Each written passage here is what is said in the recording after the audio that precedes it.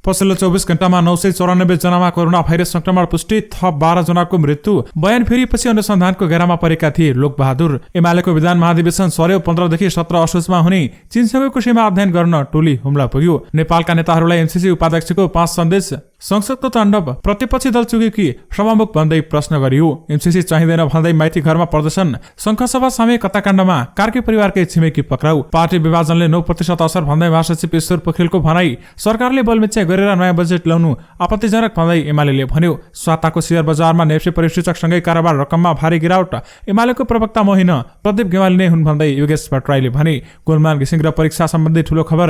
MCC उपाध्यक्ष र अर्थमन्त्री जनार्दन शर्मा बीच भेटवार्ता भयो। गृहमन्त्रीको सहयोगमा गाउँका युवालाई प्रहरी जवानमा भर्ना दिएको स्ट्याटस लेखेपछि हंगामा। सरकारले ल्यायो महिला पहिला कार्यक्रम। सामूहिक प्रयासले शान्ति स्थापना कार्य सफल हुन्छ भन्दै सशस्त्र प्रहरी प्रमुख खनालले भने। सरकारले बलमिच्या गरेर नयाँ बजेट ल्याउनु आपत्तिजनक भन्दै एमाले भन्यो। एमालेको विधान महाधिवेशन 10 दिन सर्यो। 3000 प्रतिनिधि सहभागी हुने अमेरिकाको प्रष्टीकरण एमसीसी नेपाल आफैले छानेको परियोजना हो। एमसीसी उपाध्यक्ष तत्काल संसदबाट अनुमोदन गर्नुस्। अर्थमन्त्री राजनीतिक सहमति खोज्दैछौं। सभामुखले एमालेको कुरै नसुनेकाले समस्या भयो भन्दै योगेश भट्टराईले भने।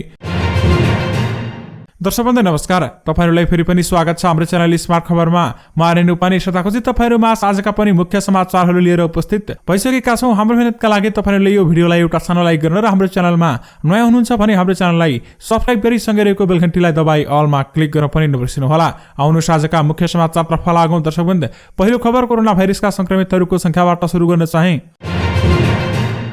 पछिल्लो 24 घण्टामा नेपालमा थप 994 जनामा कोरोना भाइरस कोभिड-19 को संक्रमण पुष्टि भएको छ। स्वास्थ्य जनसंख्या मन्त्रालयका अनुसार 6137 पीसीआर परीक्षणमा 777 जना र 3703 एन्टिजेन परीक्षणमा 217 जना गरी 994 जनामा कोरोना संक्रमण पुष्टि भएको हो। यो संख्या गत चैतमा कोरोना महामारीको दोस्रो लहर सुरु भएताको सबैभन्दा कम हो। पछिल्लो 24 घण्टामा कोरोना संक्रमणका कारण 12 जनाको मृत्यु भएको छ र संक्रमण मुक्त हुनेको संख्या 1368 रहेको छ। हाल देशभर कोरोना भाइरसका सक्रिय संक्रमितहरूको संख्या 27355 जना रहेको छ, जसमध्ये 25708 जना होम आइसोलेसनमा रहेका छन् भने 1647 जना संस्थागत आइसोलेसनमा रहेका छन्। पछिल्लो 24 घण्टामा काठमाडौँमा 230, ललितपुरमा 85, झापामा 74, कास्कीमा 55, भक्तपुरमा 42, मोरङमा 38, चितवनमा 30, सौंसवारीमा 27, मकवानपुरमा 20, रूपन्देही र नवलपरासीपुरमा 13, काभ्रेमा 11 र दाङमा 10 जना कोरोना संक्रमित भेटिएका हुन्।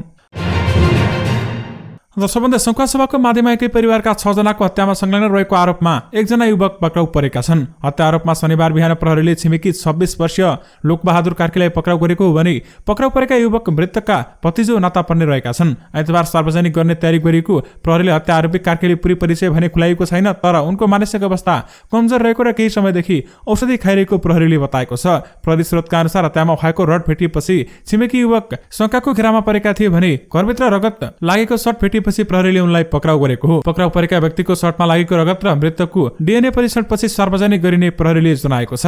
शङ्खसभा माधे नगरपालिका 1 खोला गाउँमा एकै परिवारका 6 जनाको हत्या भएपछि प्रहरीले स्थानीय सबैको आशंका थियो पैसाका लागि हत्या गरेको हुन सक्छ।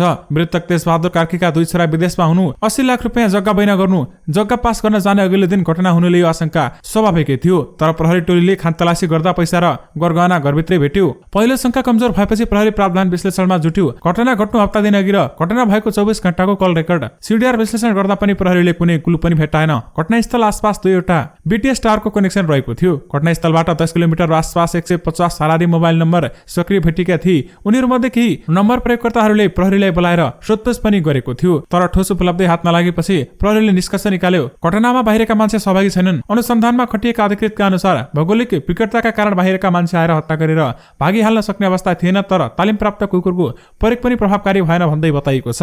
लोकबहादुरलाई मृतक तेजबहादुरको शव सडक छेउमा लडिरहेको देख्ने व्यक्ति पहिलो भनिएको थियो। त्यसले रिपोर्टिङका लागि पुग्नेहरूले उनलाई खोजे। उनले पनि घटनाबारेमा अन्तर्वार्ता दिएका छन्, जसका क्रममा बाहिरकै मान्छे आएर हत्या गरेको आशंका गरेका छन् भने बडाउ तेजबहादुरको दुश्मनी कोहीसँग पनि थिएन। एउटा अन्तर्वार्तामा उनले भनेका छन्, गाउँघरमा त्यस्तो शङ्काको मान्छे कोही पनि छैन मेरो विचारमा भन्दै उहाँले बताउनु भएको थियो। तर घटनाको अनुसन्धान गरिरहेको प्रहरीले सोचादै पैसा घरमै रहेको छ भन्ने प्रश्नमा उनले भने रिसिभीले हो कि जस्तो लाग्छ, यो घटना गम्भीर छ। उनको जवाफ यस्तो रहेको थियो। डराएको जस्तो देखिने उनले अन्तर्वार्ताका क्रममा राति सुत्न पनि नसकेको बताएका छन् भने बर्धमान कार्कीकी श्रीमती 84 वर्षीय पार्वती, छोरा 52 बहादुर तेजबहादुर, बुहारी 52 वर्षीय कमला, नानी बुहारी 32 वर्षीय रञ्जना, तेजबहादुरका नाति 11 वर्षीय दिपेन र नातिनी 7 वर्षीय गोमाको हत्याको आरोपमा उनी पक्राउ परेका हुन्। यानि कि शङ्खसभाको हत्याकाण्डमा मुछिएका 1 जना छिमेकी पक्राउ परेका छन्। दर्शकबन्धु पार्टी 2 जेठ 2075 का अवस्थामा फर्किएपछि नेकपा एमालेको प्रचार विभाग प्रमुख एवं प्रवक्ता बनेका सचिव भट्टराईले आफू पार्टीको प्रवक्ता नभएर प्रदीप गेवाली नै रहेको बताएका छन्। शनिबारको स्थायी कमिटी बैठकपछि पत्रकारहरूसँगको कुराकानीमा अहिले आफू प्रचार विभाग प्रमुख र प्रदीप गेवाली प्रवक्ता रहेको बताएका छन्। आज नै केही बेरमा फेरि एमालेको स्थायी कमिटी बैठक बस्दैछ र सम्भवतः उक्त बैठकमा प्रवक्ता गेवाली वा आफू हुनु भन्ने निर्णय गर्ने उनले जानकारी दिएका छन्। जेठ 2 अघि प्रवक्ता पद नभएको र फागुन 23 पछि आफूहरू बैठकमा उपस्थित हुँदा प्रवक्ता पद राखेको उक्त पदको जिम्मेवारी गेवाली नै रहेको उनले बताएका छन्। शनिबार बैठकमा विधान अधिवेशन बारेमा छलफल भएको उनले बताएका छन् भने विधान महाधिवेशनमा हालको केन्द्रीय कमिटिका सदस्य, केन्द्रीय निकाय, केन्द्रीय विभाग, प्रदेश कमिटी, जिल्ला कमिटी, संघ प्रदेश र स्थानीय तहका जनप्रतिनिधि सहभागी गराउने प्रस्ताव पार्टी संगठन विभागले राखेको छ। एमालेमा विगतमा विधान महाधिवेशनमा राष्ट्रिय प्रतिनिधि परिषदका सदस्यहरू सहभागी हुन्थे, तर नव महाधिवेशनपछि राष्ट्रिय प्रतिनिधि परिषद सदस्य चुनिएका छैनन्। त्यसैले अन्तर्राष्ट्रिय व्यवस्था गरेर विधान महाधिवेशनको प्रतिनिधि टुङ्गाउने भट्टराईको भनाइरहेको छ। अब दोस्रो बैठक दिउँसो 3 बजेका लागि बोलाइएको छ भने उक्त बैठकमा विधान महाधिवेशन पेश गर्ने, राजनीतिक, सांगठिक र विधान सम्बन्धी छुट्टा छुट्टै दस्तावेजमाथि पनि छलफल हुने भट्टराईले जानकारी दिनुभएको हो। दर्शकबन्धु अमेरिकाको millennium challenge corporation MCC Nepal कम्प्याक्टद्वारा अनुदान उपलब्ध गराएका सबै परियोजनाहरू नेपाल सरकारले मुलुकको आर्थिक वृद्धिका निम्ति महत्त्वपूर्ण ठहराई नेपाल सरकारद्वारा नै छनौट गरेको स्पष्ट पारिएको छ। एमसीसी बारेमा विभिन्न टिका टिप्पणी सार्वजनिक भइरहेका बेलामा निकायले थप स्पष्ट पार्दै परियोजना छनौटमा नेपाल सरकारको टोलीलाई एमसीसीले संयोजन गर्नुका साथै अमेरिकी सरकारी कर्मचारीको टोलीले सहयोग मात्र गरेको जनाएको छ। मिलेनियम च्यालेन्ज कम्प्याक्ट बारेमा नेपाल सरकारका प्रश्नको जवाफका क्रममा एमसीसीले नेपालको आफ्नै प्रसारण लाइन गुरी योजना सन् 2015 को दस्तावेजले पहिचान गरेको तथा पछि प्रसारण लाइन विकास योजना सन् 2017 ले समेत आवश्यकताका आधारमा पुनः पुष्टि गरेको प्रसारण लाइनहरूलाई नै एमसीसी नेपाल कम्प्याक्टमा समावेश गरिएको समेत उल्लेख गरिएको छ। एमसीसी परियोजनालाई राष्ट्रिय हितमा जोडेर गरिएका केही टिका टिप्पणीका सम्बन्धमा यस निकायले सबै एमसीसी साझेदार देशहरूसँग सम्पन्न भएका एमसीसी कम्प्याक्ट अन्तर्राष्ट्रिय कानूनका सिद्धान्तद्वारा निर्देशित अन्तर्राष्ट्रिय सम्झौता भएको समेत स्पष्ट पारेको छ। अन्य देशमा एमसीसीको अनुभवका आधारमा कम्प्याक्टको कार्यान्वयन कुनै ढिलाइ बिना अघि बढ्न सकोस् भन्ने सुनिश्चित गर्नका निम्ति कम्प्याक्टको हैसियत र अन्तर्राष्ट्रिय सम्झौता सरह हुनुपर्ने महत्त्वपूर्ण एमसीसीको जवाफ रहेको छ। विशेष गरी एमसीसी नेपाल आफैले छानेको परियोजना हो भन्दै अमेरिकाले प्रष्टीकरण दिएको छ।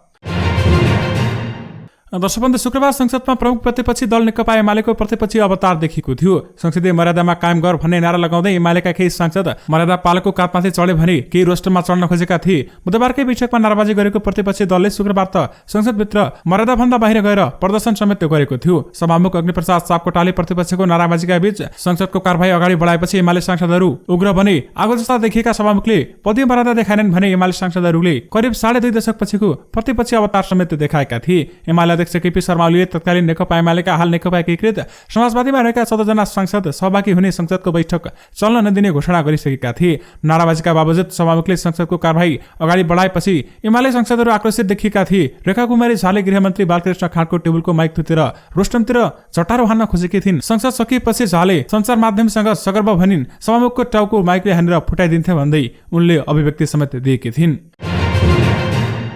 दर्शकबन्धु नेपालको 4 दिने औपचारिक भ्रमणमा आएकी अमेरिकी सहयोग मिलेनियम च्यालेन्ज कर्पोरेसन एमसीसीकी उपाध्यक्ष फतिमा सुमारले प्रमुख राजनैतिक दलका शीर्ष नेतादेखि संसदीय समितिका प्रतिनिधिहरूसँग एकसरो भेटघाट गरिसकेकी छन्। बिहीबार प्रमुख विपक्षी दल नेकपा एमालेका अध्यक्ष पूर्व प्रधानमन्त्री केपी शर्मा ओलीबाट भेटको सुरुवात गरेकी उनले शुक्रबार साँझसम्म प्रधानमन्त्री शेरबहादुर देउवासँग समेत भेट गरिसकेकी छिन्। फतिमाले नेकपा माओवादी केन्द्रका अध्यक्ष पुष्पकमल दाहाल प्रचण्ड, नेकपा एकीकृत समाजवाद अध्यक्ष माधव कुमार नेपाल, जनता समाजवादी पार्टीका संघीय परिषद अध्यक्ष डाक्टर बाबुराम भट्टराई र पार्टी अध्यक्ष उपेन्द्र यादव लगायतका नेताहरूसँग समेत भेटघाट गरिसकेकी छिन्।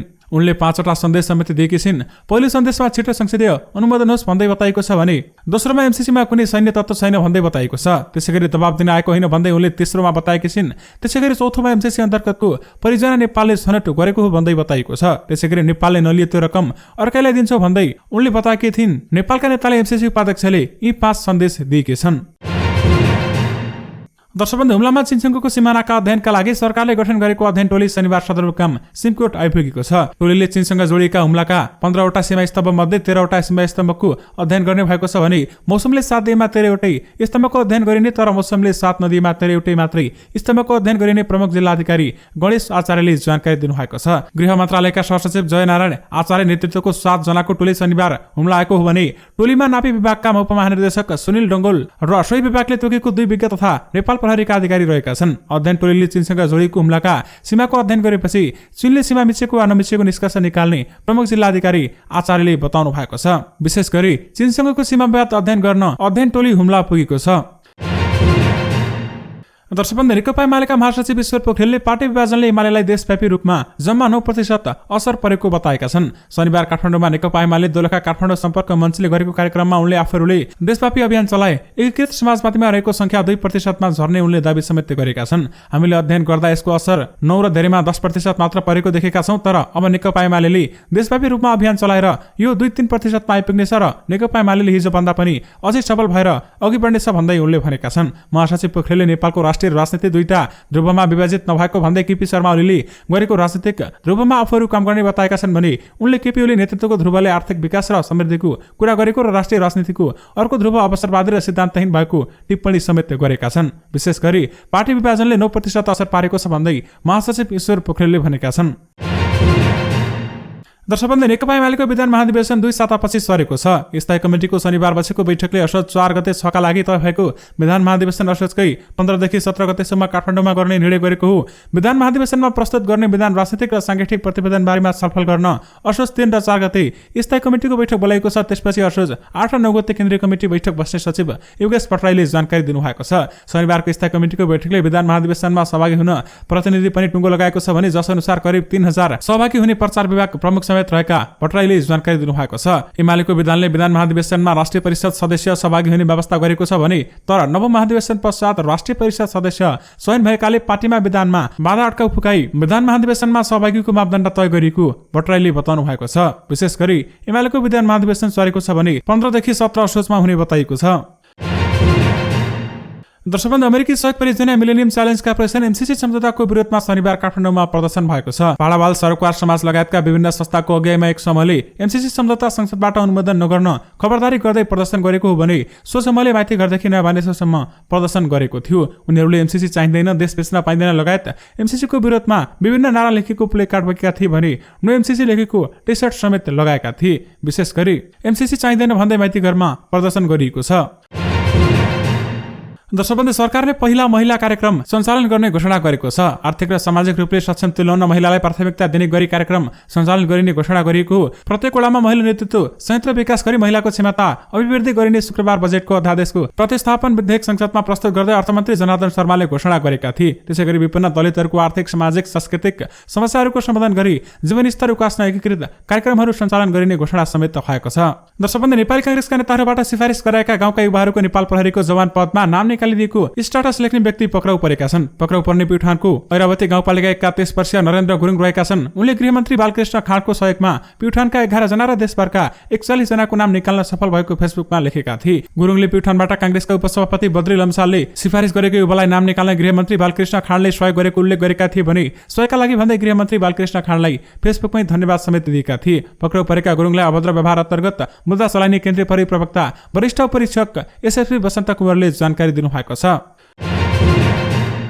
दर्शकवृन्द, प्रमुख प्रतिपक्षी नेकपा एमाले सरकारले बलमिचाइ गर्दै नयाँ बजेट ल्याएको भन्दै आपत्ति जनाएको छ। आफ्नो सरकारले ल्याएको आर्थिक वर्ष 2078-79 को लोकप्रिय कार्यक्रम कटौती गरेको र अचुवाको भरमा कार्यक्रम थपेको उनको आरोप रहेको छ। एमाले स्थायी कमिटिको शनिबार बसेको बैठकले पार्टी विभाजनमा समूहको भूमिकालाई लिएर आफूहरूले विरोध गरिरहेका बेलामा सरकारले प्रतिस्थापन विधेयक मार्फत नयाँ बजेट ल्याउनु बलमिचाइ भएको ठहर समेत गरेको छ। पूर्व सूचना नदी प्रतिस्थापन दलहरूसँग सरसल्लाह नगरी हठात र छापामार शैलीमा बजेट ल्याइएको छ। एमाले सचिव योगेश भट्टराईले भनेका छन्। अघिल्लो सरकारले अघि सारेका कतिपय लोकप्रिय र सडक लगायतका विकास निर्माणका आयोजनालाई भने कटौती गरेको र हचुवाका भरमा आयोजना थपेको भन्दै एमाले सचिव योगेश भट्टराईले भनेका छन्। यसप्रति हाम्रो आपत्ति छ भन्दै उहाँले बताउनु भएको छ।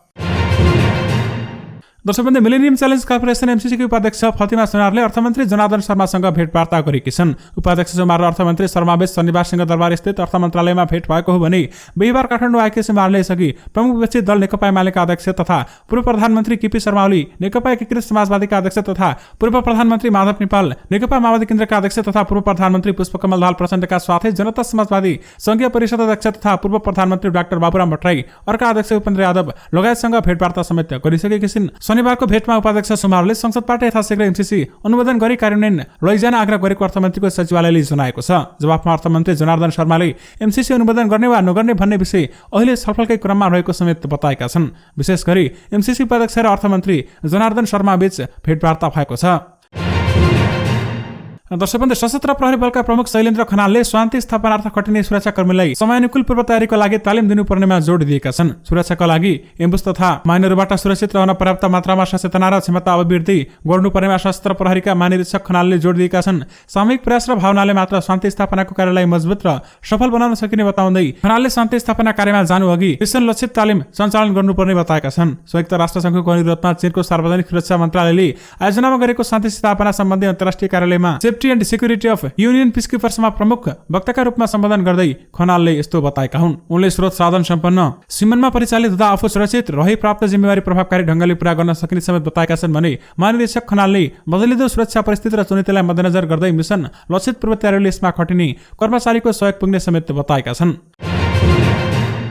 दर्शकबन्धु, नेकपा एमालेका प्रचार विभाग प्रमुख योगेश पटवाईले सभामुख अग्निप्रसाद सापकोटाले आफूहरूसँग संवाद नै गर्न नचाहेको बताएका छन्। शनिबार पार्टीको स्थायी कमिटी बैठक बारेमा पत्रकारहरूसँग कुराकानी गर्ने क्रममा उनले सभामुखले एमालेले उठाएको विषयमा छलफल गरेर निकासा दिनुपर्ने बताएका छन्। पार्टीको विभाजन अघि नै एमालेले आफ्ना 14 जना सांसदहरूले निष्कासनको कारबाही गरेको थियो, तर सभामुख सापकोटाले उक्त कारबाहीलाई मान्यता नदिएपछि नेकपा एमालेले लगातार संसद अवरुद्ध गर्दै आएको छ। नेता भट्टराई सभामुखले एमालेको कुरा सुन्नै नचाहेको समेत समस्या भएको बताएका छन् भने सभामुख संवादमा आउन चाहनु भएन, उहाँ हाम्रो संसदीय दलको नेतासँग कुरा गर्नु पर्यो भन्दै उनले भनेका छन्। एमालेको टिप्पणी सुन्नुपर्छ र उचित हल दिने जिम्मा सभामुखको हो भन्दै बताएको छ। संसदमा सभामुख सत्तापक्ष र प्रतिपक्षको बीचमा भूमिका रहनुपर्ने भन्दै भट्टराईले सभामुखले एमाले प्रति गरेको व्यवहार निष्पक्ष रूपमा बताएका छन्। विशेष गरी सभामुखले एमालेको कुरै नसुनेकाले समस्या भयो भन्दै योगेश भट्टराईले भनेका छन्।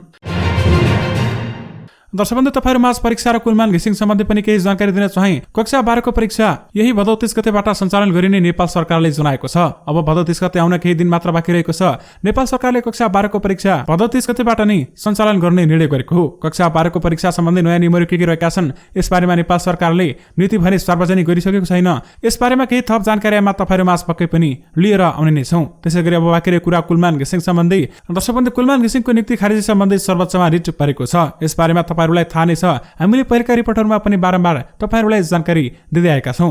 विद्युत प्राधिकरणका निवर्तमान कार्यकारी निर्देशक हितेन्द्रदेव साकेले कुलमान घिसिङको पनि नियुक्ति खारेज गर्न र आफूलाई त्यो पदमा फेरि राख्न सर्वोच्चमा रिट दायर गरेका थिए। यद्यपि यसबारेमा सर्वोच्चले निर्णय भने गरिसकेको छैन। यसबारेमा सर्वोच्चले अब छिटै निर्णय गर्ने बताएको छ र साथमा सर्वोच्चले यसबारेमा के निर्णय गर्छ, यसबारेमा पनि थप जानकारीमा तपाईहरुमाझ पक्कै पनि लिएर आउने नै छौं।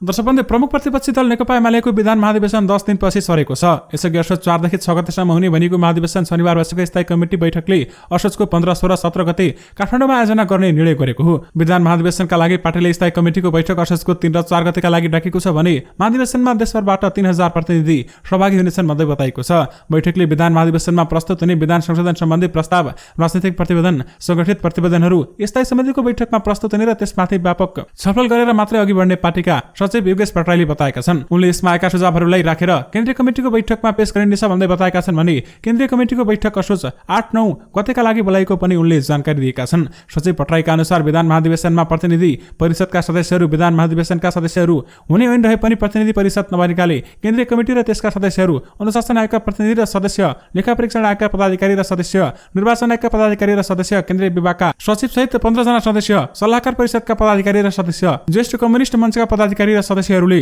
भाग लिन पाउनेछन् भन्दै बताइएको छ। विशेष गरी एमालेको विधान महाधिवेशन 10 दिन सरेको छ भने 3000 प्रतिनिधि सहभागी हुनेछन् भन्दै बताइएको छ। दर्शकबन्धु, तपाईहरुमा शेयर बजार सम्बन्धी पनि केही जानकारी राख्न चाहे। तितोपत्र बजारमा यस साता शेयर कारोबारमा असाध्यै बढी उतार चढाव देखिएको थियो। कहिले असाध्यै उच्च अङ्कले निप्सेमा गिरावट देखिएको थियो भने कुनै दिन निप्सेले उच्च अङ्कको वृद्धि समेत देखिएको थियो। नेपाल राष्ट्र बैंकले शेयर धितो कर्जामा लगाएको समेकका कारण बजारमा उतार चढाव देखिएको तर्क गर्नेहरू पनि भेटिएका थिए। यस सातामा 5 दिन नै शेयर कारोबार भयो। निप्सेमा उतार चढाव देखिँदा कारोबार रकम समेत असाध्यै कम हुन पुग्यो। कुल 230 कम्पनीको 8 करोड 67,08,000 8 किता शेयर रु 42 अर्ब 25 करोड 98,19,510 मूल्य खरिद बिक्री समेत भएको थियो। झण्डै रु 22 अर्ब बराबरको कारोबार हुने बजार रु 6 अर्ब 42 करोडको हाराहारीमा सीमित भएको छ भने साताको पहिलो दिन कारोबार मापक निप्से परिसूचक उच्च अङ्कले ओह्रालो लागेको थियो भने साताको पहिलो दिन नै कारोबार सुरु भएपछि लगत्तै ओह्रालो लाग्न थालेको निप्से बजार बन्द हुने क्रममा पनि ओह्रालो यात्रामा रहेको थियो। विशेष गरी साताको शेयर बजारमा निप्से परिसूचकसँगै कारोबार रकममा पनि भारी गिरावट आएको देखिएको छ। दर्शकबन्धु, अर्थमन्त्री जनार्दन शर्मासँग नेपाल भ्रमणमा रहेकी अमेरिकी सहयोग परियोजना मिलेनियम च्यालेन्ज कर्पोरेसन एमसीसीकी उपाध्यक्ष फतिमा सुनारले भेटवार्ता गरिसकेकी छिन्। यसबारेमा तपाईँहरूलाई थाहा नै छ। सिंहदरबार स्थित अर्थ मन्त्रालयमा शनिबार भएको भेटमा उनीहरू बीच आयोजनाको समग्र पक्षबारेमा छलफल भएको थियो भने भेटका अवसरमा अर्थमन्त्री जनार्दन शर्माले एमसीसीका विषयमा राजनैतिक स्तरमा छलफल भइरहेको समेत बताएका थिए भने नेपाल र मिलेनियम च्यालेन्ज कर्पोरेसन बीच सन् 2017मा सम्पन्न कम्प्याक्टका विषयमा राजनैतिक स्तरमा छलफल भइरहेको छ भने भेटमा मन्त्री शर्माको भनाइ उद्धृत गर्दै अर्थ मन्त्रालयले जारी गरेको प्रेस विज्ञप्तिमा समेत भनिएको छ। त्यस अवसरमा उपाध्यक्ष सुमारले कम्प्याक्टरलाई शीघ्र अनुमोदन गरी कार्यान्वयनमा लैजाने आग्रह समेत गरेकी थिइन्। दर्शकबन्धु, सँगै तपाईँहरूमा आजका सबै मुख्य समाचारहरू राखिसकेका छौँ। फेरि पनि तपाईँहरूमा नयाँ रिपोर्टहरूको साथमा उपस्थित हुने नै छौँ। अहिलेलाई भने मलाई बिदा दिनुहोस्। नमस्कार।